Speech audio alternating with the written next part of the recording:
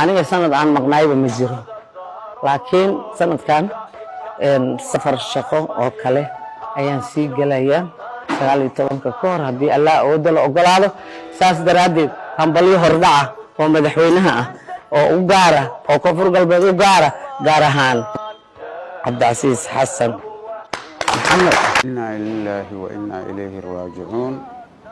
inna lillahi wa inna ilayhi raaji'uun waxaa maanta naloo soo sheegay geeri naxdin leh oo ku timid walaasheen wasiirad Khadiijo Maxamed Diiriye ilaahay naxariistii jannaha geeyo geeri xanuun la weeye marxuumadda waxay ahayd qof wadani ah dowladnimada Soomaaliya iyo dowlad dhiskii saddexaad ee Soomaaliya maalintii la bilaabay ilaa iyo maanta u taagnaa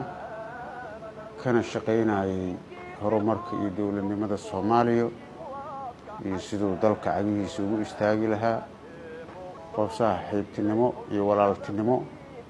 iyo dad jacayl iyo dowlad jacaylba leh marxuumadda ilaahay naxariistii jannaha ka waraabiyo dadka Soomaaliyeed qaraabadii ehelkii caruurteedii